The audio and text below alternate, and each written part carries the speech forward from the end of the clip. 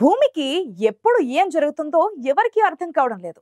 పెరిగిపోయిన కాలుష్యంతో ఇప్పటికే అనేక అనర్థాలు జరిగాయి. వీటికి తోడు గ్రహ శకలాలు భూమిని వెంటాడుతున్నాయి. నిత్యం ఏదో ఒక గ్రహ శకలం భూమిపైకి దూసుకొస్తున్నాయి. ప్రెజెంట్ కూడా భారీ గ్రహ శకలం భూమిపైకి దూసుకొస్తోంది. 2032 డిసెంబర్లో అది భూమిని ఢీకొట్టే ఛాన్స్ ఉందని అమెరికన్ స్పేస్ సెంటర్ నాసా వెల్లడించింది. 300 ఫీట్ల వ్యాసార్థంతో ఉన్న గ్రహశకలం చాలా వేగంగా భూమిని ఢీకొట్టేందుకు వస్తోంది. అయితే అది భూమిని ఢీకొట్టే అవకాశం చాలా తక్కువని పేర్కొంది. 2024 YR4 అని ఈ గ్రహశకలానికి శాస్త్రవేత్తలు పేరు పెట్టారు. దీన్ని కొన్ని వారాల క్రితమే కనిపెట్టారు. అయితే భూమిని ఢీకొట్టే ఛాన్స్ 2.3% ఉందని, అది కూడా సరిగ్గా 2032 డిసెంబర్ 22వ తేదీన జరగొచ్చని నాసా అంచనా వేసింది. ఇలాంటి సమస్యల మధ్య తాజాగా శాస్త్రవేత్తలు కీలక విషయాలు బయటపెట్టారు. భూ అంతర్గత కేంద్రం నెమ్మదించడమే కాదు, దాని ఆకారంలోనూ మార్పులు చోటు చేసుకుంటున్నట్లుగా వెల్లడించారు. ఈ మార్పులు భ్రమణాన్ని ప్రభావితం చేయడంతో పాటు రోజు సమయం కూడా పెరుగుతుందని గుర్తించారు పరిశోధకులు. ఈ మేరకు అమెరికాకు చెందిన పరిశోధకులు తమ అధ్యయన ఫలితాలను నేచర్ జియో సైన్స్ జర్నల్లో ప్రచురించారు. ఈ పరిశోధన భూ అంతర్గత కేంద్రంలో మార్పులు భౌగోళిక కాల పరిమితిలో మాత్రమే జరుగుతాయని మునుపటి అంచనాలకు భిన్నంగా ఉన్నాయి. భూకేంద్రం నెమ్మదించి రివర్స్ లో తిరుగుతున్నట్లు గతంలో ఒక పరిశోధన గుర్తించింది. భూ అంతర్భాగాలను crust, mantle, inner core, outer core అనే 4 పొరలుగా విభజించారు. పై పొర క్రస్ట్, ఇది జీవజాలం వృద్ధి చెందడానికి అనుకూలంగా ఉంటుంది.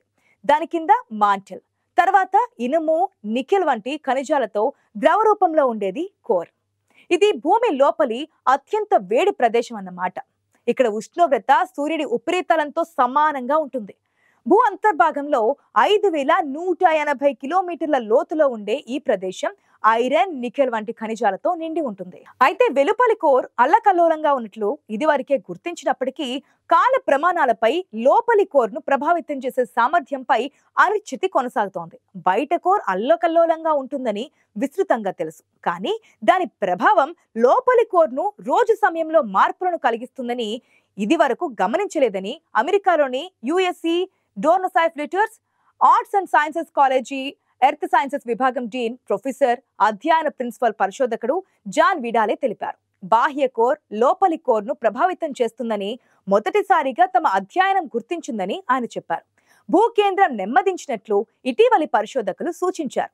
మాంటిల్తో పరస్పర చర్య కారణంగా అంతర్గత కోర్ స్వతంత్రంగా తిరుగుతుందని భావించారు. కానీ తాజా పరిశోధన మరింత సంక్లిష్టమైన పరస్పర చర్యను బయటపెట్టింది. భూమి అంతర్గత కోర్ సమీప ఉపరితలం నిర్మాణాత్మక మార్పునకు లోనవుతుందనే ఆధారం మేము గుర్తించామని విడాలే తెలిపారు. భూమిపై పదే పదే భూకంపాలు సంభవించే సమయంలో వచ్చే సిస్మో తరంగాల డేటాను పరిశోధకులు విశ్లేషించారు. ఈ తరంగాలు భూమిపైకి చేరుకోవడానికి ముందు అంతర్గత పొరల్లోకి ప్రయాణం చేస్తాయి. మానవ శరీరం లోపలి అవయవాల పనితీరును సిటీ స్కాన్ ద్వారా వైద్యులు ఎలా తెలుసుకుంటారో ఇది కూడా భూ అంతర్గత విషయాలను తెలియజేస్తాయని టెక్సాస్ యూనివర్సిటీకి చెందిన శాస్త్రవేత్త జుల్లెన్ హౌ అన్నారు. ఈ అధ్యయనంలో భాగంగా అంటార్కిటికా పరిధిలోని దక్షిణ శాండ్విచ్ దీవుల్లో 1991 నుంచి 2024 మధ్య సంభవించి 121 భూకంపాల డేటాను పరిశీలించారు. కాలక్రమేణా ఒకే ప్రదేశాలలో సంభవించే ఈ భూకంపాలు భూకంప తరంగాల ప్రవర్తనలో సూక్ష్మమైన మార్పులను గుర్తించడానికి అరుదైన అవకాశాన్ని అందించాయి. లోపలి కోర్కు సమీపంగా ఉపరితలం గతంలో ఊహించినంత దృఢంగా లేదని గుర్తించారు. అల్లకల్లోలంగా ఉండే బాహ్య కోర్ కారణంగా ఇది నిర్మాణాత్మక మార్పులను ఎదుర్కొంటున్నట్లుగా నిర్ధారణకు వచ్చారు. ఇదిలా ఉంటే భూమి ప్రధానంగా 4 పొరలుగా ఉంటుంది. 4 కాదు, 5వ పొర కూడా ఉందని గత కొంతకాలంగా ఆస్ట్రేలియన్ నేషనల్ యూనివర్సిటీ సైంటిస్టులు చెబుతున్నారు. అయితే ఇందుకు సంబంధించి శాస్త్రీయ ఆధారాలు లభ్యమయ్యాయని వారి పరిశోధన పేర్కొంది. జర్నల్ ఆఫ్ జియోగ్రాఫికల్ రీసెర్చ్ ప్రచురితమైన కథనం ప్రకారం చూస్తే భూమి పొరల్లో కేంద్ర భాగమైన ఇన్నర్ కోర్లో అదనంగా మరొక పొర కూడా ఉందని శాస్త్రవేత్తల పరిశోధన చెబుతోంది. ఇన్నర్ కోర్ లోతుల్లో ఉన్న మరో పొర ఇనుము, నికెల్, లోహ మిశ్రమంతో కూడి ఉందని గుర్తించారు. భూకంపం సంభవించాక శక్తి తరంగాలు, భూకంప తరంగాలు భూమిలో ఎలా ప్రయాణిస్తున్నాయన్న దానిపై సైంటిస్టులు అధ్యయనం చేస్తున్నారు.